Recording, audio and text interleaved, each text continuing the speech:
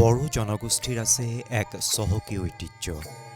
ভাষা সাহিত্য সংস্কৃতিৰে অসমৰ এটি উজ্জীৱিত জনগোষ্ঠী আৰু এই বড়ো জনগোষ্ঠীৰ অভিভাৱক হিচাপে ৬৫ বছৰ ধৰি দায়িত্ব পালন কৰি আহিছে বড়ো সাহিত্য সভাই। ১৯৫২ চনৰ ১৬ নৱেম্বৰত জন্ম লাভ কৰা বড়ো সাহিত্য সভাই বড়ো জনগোষ্ঠীৰ ভাষা সাহিত্য সংস্কৃতি আৰু শিক্ষাৰ ক্ষেত্ৰত নিৰৱচ্ছিন্নভাৱে কাম কৰি আহিছে। এইবাৰ বড়ো সাহিত্য সভাৰ ৬৫ সংখ্যক অধিৱেশন অনুষ্ঠিত হৈছে চিৰাং জিলাৰ বিজনী বৰলাও গাঁও ঠেংফাখ্ৰী পথাৰত। তিনিদিনীয়া বৰ্ণাঢ্য কাৰ্যসূচীৰে অনুষ্ঠিত বড়ো সাহিত্য সভাৰ বাৰ্ষিক অধিৱেশনস্থলী আটক ধুনীয়াকৈ সজাই পৰাই তোলা হয়। খুলুমবাই, নমস্কাৰ। অসম বিভিন্ন জাতি জনগোষ্ঠীৰে পৰিপূৰ্ণ এখন ৰাজ্য। অসমতো বিভিন্ন জাতি জনগোষ্ঠীয়ে বসবাস কৰে আৰু অসমৰ এটি অন্যতম প্ৰাচীন জনগোষ্ঠী হৈছে বড়ো জনগোষ্ঠী। আৰু এই বড়ো জনগোষ্ঠীৰ আছে বৰ্ণিল ইতিহাস। বড়ো জনগোষ্ঠীয়ে সাহিত্য সংস্কৃতিৰ ক্ষেত্ৰত তেওঁলোকৰ ভেটি গঢ়িছে। বড়ো জনগোষ্ঠীয়ে এতিয়া বিশ্ব দৰবাৰত নিজৰ সাহিত্য সংস্কৃতিৰে চিনাকি দিবলৈ সক্ষম হৈছে। মই বৰ্তমান উপস্থিত আছোঁ চিৰাং জিলাত। চিৰাং জিলাৰ বিজনী বৰলাও গাঁও ঠেংফাখ্ৰী পথাৰত মই বৰ্তমান উপস্থিত আছোঁ আৰু য'ত অনুষ্ঠিত হৈ আছে ৬৫তম বড়ো সাহিত্য সভাৰ অধিৱেশন। আজি প্ৰথম দিনৰ কাৰ্যসূচী, বড়ো সাহিত্য সভাৰ আজি প্ৰথম দিনৰ কাৰ্যসূচী আৰু এই প্ৰথম দিনৰ কাৰ্যসূচীত বিভিন্ন কাৰ্যসূচী তেওঁলোকে ৰূপায়ণ কৰিব আৰু এই প্ৰথম দিনৰ কাৰ্যসূচীত কি ধৰণৰ কাৰ্যসূচী ৰূপায়ণ হয় আৰু এই গোটেই সামগ্ৰিক দৃশ্য আমি আপোনালোকক দেখুৱাবলৈ চেষ্টা কৰিম। আহক আমি এতিয়া ভিতৰলৈ সোমাই যাওঁ।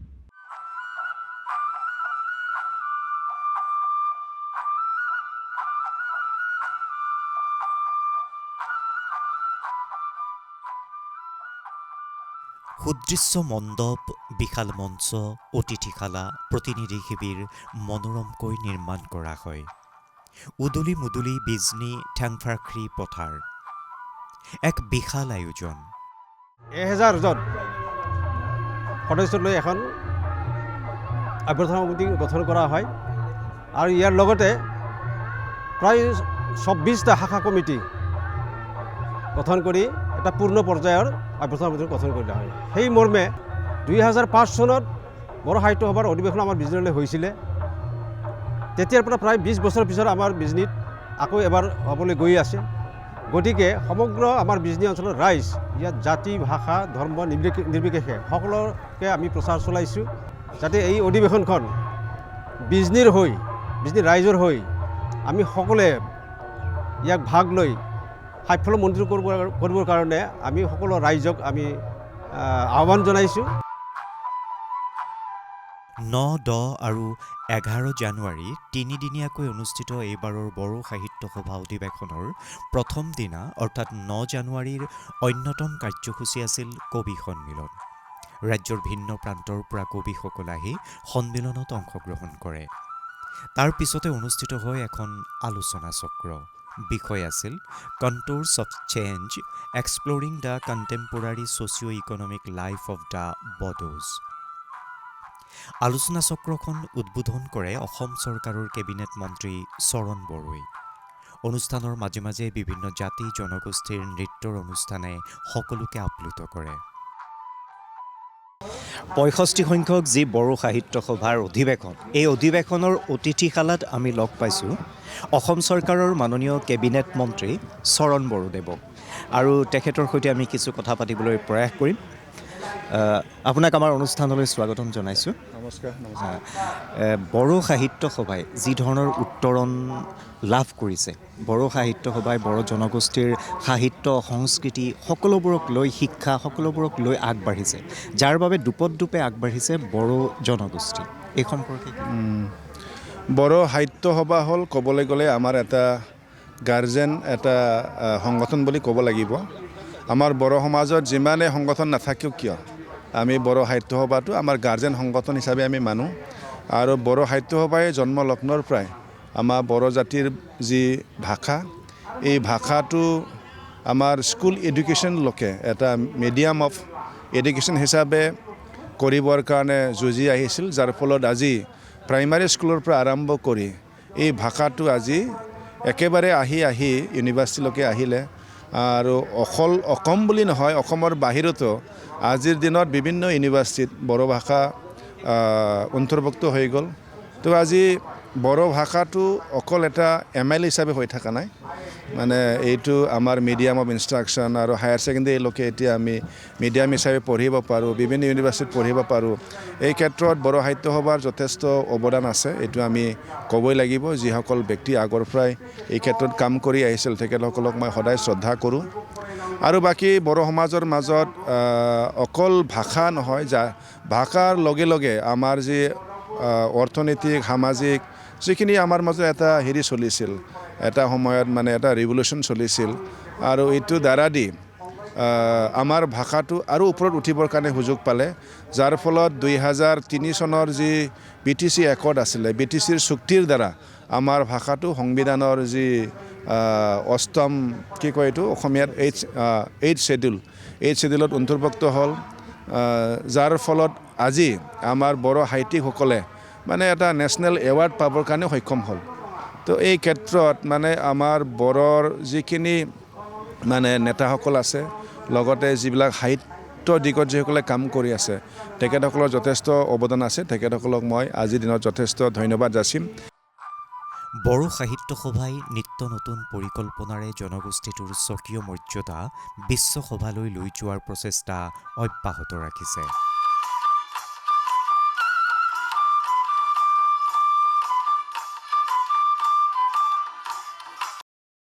এই অধিৱেশনৰ বিশেষত্ব বুলি ক'বলৈ হ'লে আমি এনেকুৱা এখন পৃথিৱীৰ আমি আগমন আমাৰ ঘটিছে, যে যিখনক আমি ডিজিটেল পৃথিৱী বুলি কৈছোঁ, ডিজিটাইজ যুগ বুলি কৈছোঁ।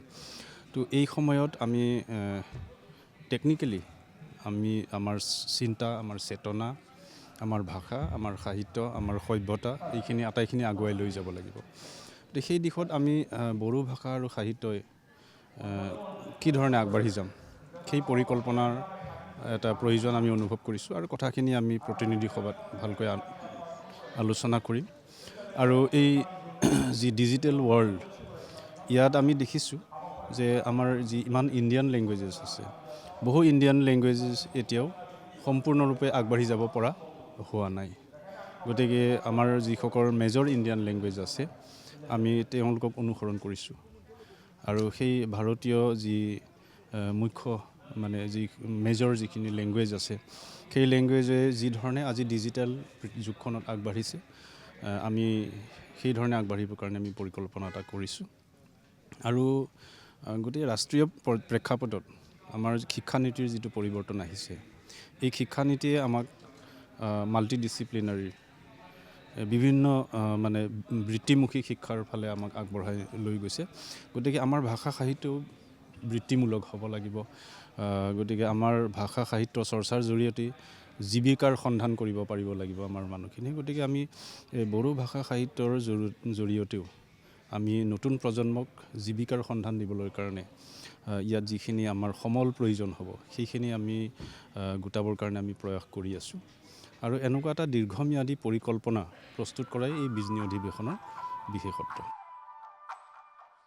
ঠেংফাখৰি পথাৰলৈ দূৰ দূৰণিৰ সাহিত্যসেৱীসকল আহি ভিৰ কৰে। বড়ো সাহিত্য সভাৰ লগত সংগতি ৰাখি অনুষ্ঠিত হয় এখন প্ৰদৰ্শনী আৰু গ্ৰন্থমেলাৰ। 65 সংখ্যক বড়ো সাহিত্য সভাত এখন প্ৰদৰ্শনী আৰু গ্ৰন্থ বিপণীৰ ব্যৱস্থা কৰা হৈছে। আৰু মই বৰ্তমান এই যি প্ৰদৰ্শনী ক্ষেত্ৰ, এই প্ৰদৰ্শনী ক্ষেত্ৰৰ এখন গ্ৰন্থ বিপণীত উপস্থিত আছোঁ, আৰু গ্ৰন্থ যি বিক্ৰেতাৰ পৰা কিছু কথা জানিবলৈ চেষ্টা কৰিম। আজিতো প্ৰথম দিন, গতিকে ক্ৰেতাৰ সঁহাৰি কেনেকুৱা? কিতাপ কিনিছেনে? আজি প্ৰথম দিন হিচাপে তেওঁলোকে ৰাতিপুৱাৰ ভাগতে আহিছে, কিন্তু নোহোৱা নহয়। আৰু কিতাপৰ প্ৰতি তেওঁলোকে যি আগ্ৰহ প্ৰকাশ কৰিছে, সেইটো আমাৰ কাৰণে খুব ভাল কথা। আমি বিক্ৰেতা হিচাপে, আৰু যি নহওক আমি বিভিন্ন জেগাত আমি বুক ফেয়াৰ কৰোঁ, আৰু তেওঁলোকৰ মাজতো দেখিছোঁ যে কিতাপৰ প্ৰতি তেওঁলোকৰ যিটো মানে গুৰুত্ব, সেই গুৰুত্ব তেওঁলোকে প্ৰদান কৰিছে। আৰু এই 65 সংখ্যক যি বড়ো সাহিত্য সভাৰ যি গ্ৰন্থমেলা ইয়াতে আয়োজন কৰা হৈছে আৰু গ্ৰন্থমেলাত দেখিছোঁ যে বিপণীসমূহত যথেষ্ট যি কিতাপ কিনিবলৈ অহা মানুহৰ ভিৰ দেখিবলৈ পাইছোঁ। এগৰাকী যুৱক আছে, কি কিতাপ বিচাৰি আহিছে? মই মোৰ ভতিজাৰ কাৰণে সৰু ল'ৰা ছোৱালীৰ যিহেতু এইবাৰ প্ৰথম স্কুলত যাব, তো তাৰ যাতে হেণ্ডৰাইটিংবোৰ ভাল হওক তাৰ কাৰণে মই এই মেজিক বুকবোৰ কিনিলোঁ। এইবোৰত যদি লিখে এইবোৰ একবাৰ লিখি মুচিব পাৰিব আৰু বাৰে বাৰে ব্যৱহাৰ কৰিব পাৰিব। চ' ভাল লাগিলে যে পালোঁ বস্তুটো, খুবেই আনন্দিত হ'লোঁ পাই এইটো।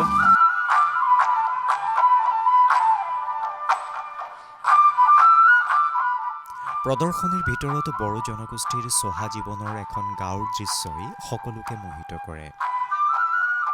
আৰু মই বৰ্তমান উপস্থিত আছোঁ এই বড়ো সাহিত্য সভা উপলক্ষে যি প্ৰদৰ্শনীৰ ব্যৱস্থা কৰা হৈছে। এই প্ৰদৰ্শনী স্থলীতে এখন সুন্দৰ বড়ো গাঁও, এখন প্ৰাচীন বড়ো গাঁও, বড়োসকলৰ যি থলুৱা সা সামগ্ৰীকে ধৰি বা আগতে বড়োসকলৰ কি ধৰণৰ ঘৰ আছিল, তেওঁলোকৰ বাসগৃহবিলাক কেনেকুৱা আছিল, তেওঁলোকৰ সংস্কৃতি, তেওঁলোকৰ সকলোবিলাক, তেওঁলোক যে কৃষিজীৱী আছিল আৰু এই এখন কৃষিজীৱী বড়ো সমাজৰ যিখন ছবি, এই ছবিখন ইয়াত প্ৰতিফলিত কৰা হৈছে আৰু ইয়াত বিভিন্ন ধৰণৰ সা সামগ্ৰী ৰখা হৈছে। আপোনালোকে দেখিবলৈ পাইছে যে এটা খেৰৰ ঘৰ, খেৰ আৰু মাটিৰ ঘৰ এটা, আৰু খেৰ আৰু মাটিৰ ঘৰত ওপৰত ৰখা হৈছে এখন চালনীৰ ওপৰত গাহৰি মাংস শুকাবলৈ দিয়া হৈছে, এইফালে মাছ শুকাবলৈ দিয়া হৈছে আৰু এইদৰে এটা আচলতে এতিয়া দুৰ্লভ দৃশ্য। তাকুৰিত এনেদৰে সূতা কটাটো এয়া আগতে বড়োসকলে নহয় অসমীয়া জাতীয় জীৱনৰ এখন সহজ সৰল ছবি আছিলে যে কি ধৰণে এনে সূতা কাটি ঘৰতে বস্ত্ৰ তৈয়াৰ কৰে। ঠিক তেনেদৰে বড়োসকলৰ যি ধৰণৰ পৰম্পৰা, বড়ো জনগোষ্ঠীৰ পৰম্পৰা, তেওঁলোকে তামোল পাণ আগবঢ়াই যি ধৰণৰ সেৱা আগবঢ়াই ভগৱানক, তেওঁলোকৰ বৰাই বাথক আৰু বিভিন্ন ধৰণৰ ইয়াত সা সামগ্ৰী ৰখা হৈছে তেওঁলোকৰ থলুৱা জীৱনৰ। এখন প্ৰাচীন বড়ো গাঁৱৰ যি এখন ছবি ইয়াত প্ৰতিফলিত কৰা হৈছে।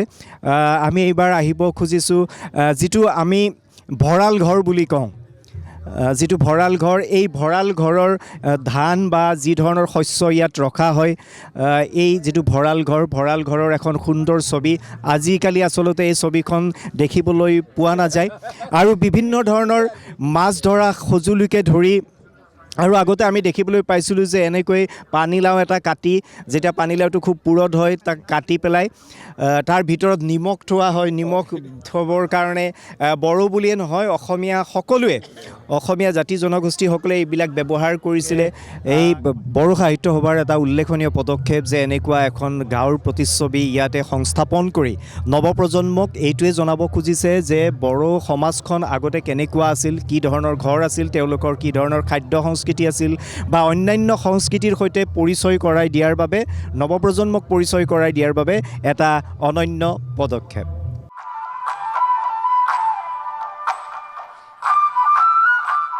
সকলো দিশৰ পৰাই বড়ো সাহিত্য সভাই জনগোষ্ঠীটোক আগুৱাই নিয়াৰ প্ৰচেষ্টা অব্যাহত ৰাখিছে।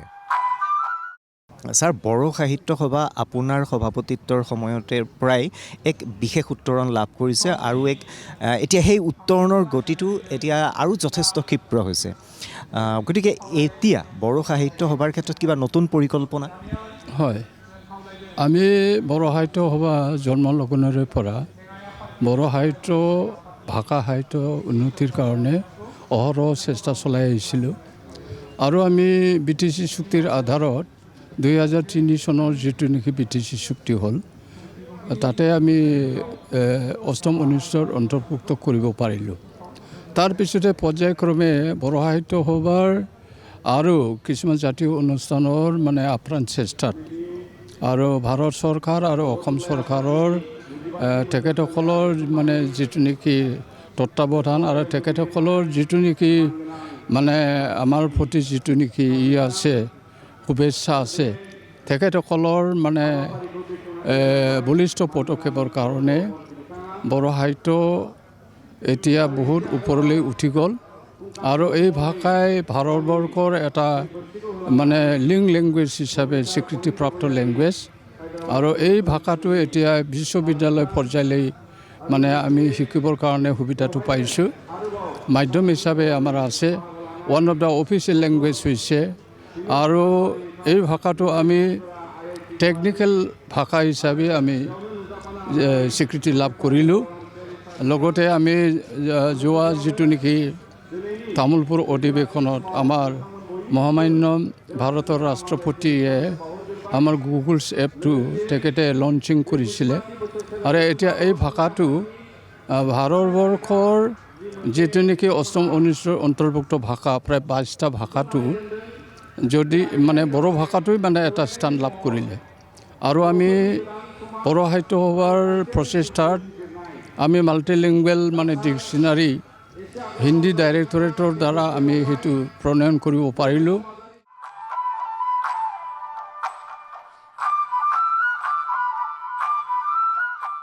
লোকে লোকাৰণ্য হৈ পৰিছে এতিয়া 65 সংখ্যক বড়ো সাহিত্য সভাৰ প্ৰাংগণ। বহু দূৰ দূৰণিৰ পৰা ইয়ালৈ গ্ৰন্থপ্ৰেমীসকল আহিছে, সাহিত্য সভাৰ বিভিন্ন অনুষ্ঠান তেওঁলোকে পৰিদৰ্শন কৰিবলৈ আহিছে। আৰু এই যে চিৰাং জিলাৰ যি বিজনীত অনুষ্ঠিত হৈছে এইবাৰ 65 সংখ্যক বড়ো সাহিত্য সভা। বৰলাও গাঁও ঠেংফাখৰি পথাৰত অনুষ্ঠিত হৈছে এইবাৰৰ বড়ো সাহিত্য সভা। আৰু এই বড়ো সাহিত্য সভাত বিভিন্ন প্ৰান্তৰ পৰা, অসমৰ বিভিন্ন প্ৰান্তৰ পৰা, নেপাল বা অন্য চুবুৰীয়া দেশসমূহৰ পৰাও বিভিন্ন প্ৰতিনিধি আজি এই যি বড়ো সাহিত্য সভালৈ আহিছে। তেওঁলোকে ইয়াত গ্ৰন্থৰ সুবাস বিচাৰি আহিছে, সাহিত্যৰ সুবাস বিচাৰি আহিছে। আৰু আমি আজিৰ দিনটোৰ অৰ্থাৎ আজি দ্বিতীয় দিনৰ কাৰ্যসূচীৰ বহুখিনি আপোনালোকক দেখুৱাবলৈ আমি যত্ন কৰিলোঁ, বহু কাৰ্যসূচী আপোনালোকক দেখুৱালোঁ, আৰু কাইলৈও বিস্তৃত কাৰ্যসূচী বড়ো সাহিত্য সভাই ৰূপায়ণ কৰিব। গতিকে এই সমূহ কাৰ্যসূচী আমি আপোনালোকক দেখুৱাবলৈ যত্ন কৰিম। আৰু আজি দ্বিতীয় দিনৰ কাৰ্যসূচীৰ পৰা মই নৱজিৎ ডেকাই বিদায় লৈছোঁ। আপোনালোকক পুনৰ লগ পাম কাইলৈ অৰ্থাৎ 11 জানুৱাৰী। সাহিত্যৰ সুবাস বিচাৰি 65 সংখ্যক বড়ো সাহিত্য সভাৰ দ্বিতীয় দিনা লোকে লোকাৰণ্য হৈ পৰে বিজনীৰ বৰলাও গাঁও ঠেংফাখৰি পথাৰ। দ্বিতীয় দিনাৰ অন্যতম কাৰ্যসূচী আছিল বড়ো সাহিত্য সভাৰ পতাকা উত্তোলন। পুৱা 8:30 বজাত 65 সংখ্যক বড়ো সাহিত্য সভাৰ পতাকা উত্তোলন কৰে বড়ো সাহিত্য সভাৰ সভাপতি ডক্টৰ সুৰথ নাৰ্জাৰীয়ে। তাৰ পাছতে শ্বহীদসকলৰ প্ৰতি শ্ৰদ্ধাঞ্জলি জ্ঞাপন কৰে উপসভাপতি সীতাৰাম বসুমতাৰীয়ে। বড়ো সাহিত্য সভাৰ ইহলীলা সম্বৰণ কৰা বিষয়ববীয়া সদস্যসকলৰ প্ৰতি শ্ৰদ্ধাঞ্জলি জ্ঞাপন কৰে উপসভাপতি প্ৰশান্ত বড়োই।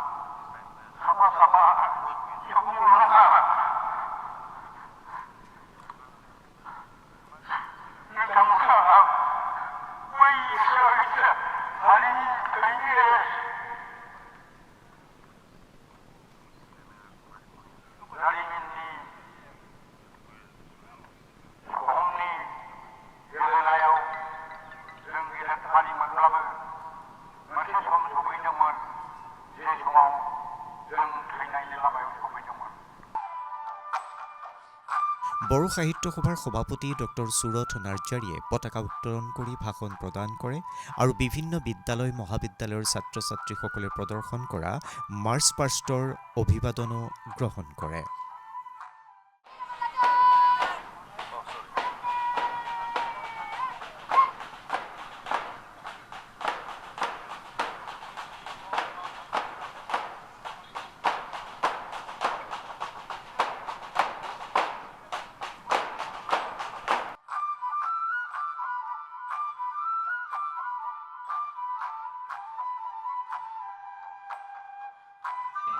মোৰ অনুভূতিত এইটোৱেই কথা প্ৰথমতে আমাৰ বড়ো সাহিত্যৰ এটা পৰিচয় নিজৰে পৰিস্থিতিৰ অভাৱ হৈছিল।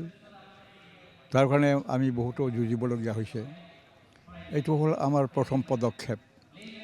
এই চিনাকি যেতিয়া অসম চৰকাৰ বা আমাৰ কেন্দ্ৰীয় চৰকাৰৰ বা বিভিন্ন দিশৰ পৰা আমি সহানুভূতি তথা আমাক যিটো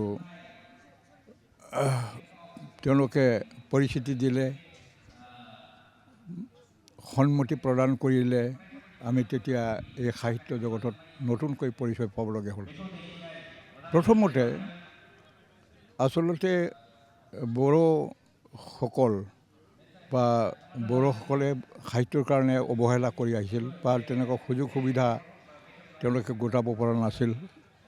পৰৱৰ্তীকালে যেতিয়া স্বাধীনতা আৰম্ভ হয়, তেতিয়া আমাৰ স্বাধীন ভাৰতত যিহেতু চবকে চব গোষ্ঠীকে লৈ উন্নতিৰ কথা চিন্তা কৰিছিল, মুক্তিৰ কথা চিন্তা কৰিছিল, তেতিয়াৰ পৰা আমাৰ ফালৰ পৰাও গুৰুদেৱ কালীচৰণ ব্ৰহ্মৰ জৰিয়তে তেওঁৰ যিটো নেতৃত্ব, সেই নেতৃত্বত ধৰ্মৰ ফালৰ পৰা আৰম্ভ কৰি সাহিত্য সংস্কৃতিত তেওঁ বহুত প্ৰেৰণা যোগাই গৈছিল আৰু ৰাস্তা দেখুৱাই গৈছিল।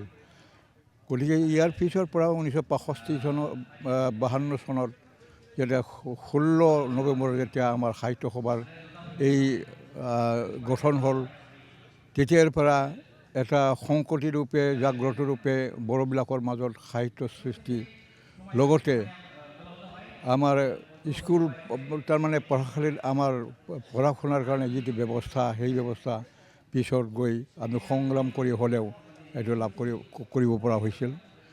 তেনেকৈ লাহে লাহে আমাৰ যদিও ফক চং বা ফক লিটাৰেচাৰ আমাৰ জাগ্ৰত হৈ আছিল, কিন্তু লেখা মেলাৰ ক্ষেত্ৰত সিমানখিনি আগবাঢ়িব পৰা নাছিল। এতিয়া মানে আমাৰ কেন্দ্ৰীয় চৰকাৰৰ যিটো ব্যৱস্থাপনা, অষ্টম অনুসূচী বা সাহিত্য একাডেমী সেইবিলাকৰ ক্ষেত্ৰত আমি মানে স্থান লাভ কৰাৰ পিছত আমি দ্ৰুত গতিত আগবাঢ়ি পৰা অৱস্থাত আহি পাইছিলোঁ। তাৰ পাছতে অনুষ্ঠিত হৈ স্মৃতিগ্ৰন্থ উন্মোচনী সভা আৰু বঁটা প্ৰদান অনুষ্ঠান। অনুষ্ঠানটিত অধ্যক্ষতা কৰে সভাপতি সুৰথ নাৰ্জাৰীয়ে।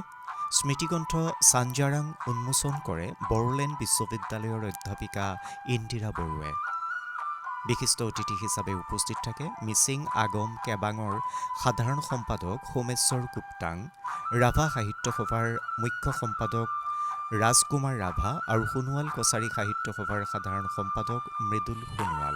এই অনুষ্ঠানতে বড়ো সাহিত্য সভাৰ সন্মানীয় বঁটা ৰাংছাৰ সাহিত্য বঁটা 2025 প্ৰদান কৰা হয় ৰবীন নাৰ্জাৰীক। সোমেশ্বৰী ব্ৰহ্ম সাহিত্য বঁটা প্ৰদান কৰা হয় ৰমাকান্ত বসুমতাৰীক। আনহাতে দেৱেন্দ্ৰনাথ ব্ৰহ্মক প্ৰদান কৰা হয় প্ৰবন বৰগয়াৰী সাহিত্য বঁটা। বড়ো সাহিত্যৰ বাবে সাহিত্য একাডেমী লাভ কৰা সাহিত্যিকসকলকো এই অনুষ্ঠানতে সম্বৰ্ধনা জ্ঞাপন কৰা হয়।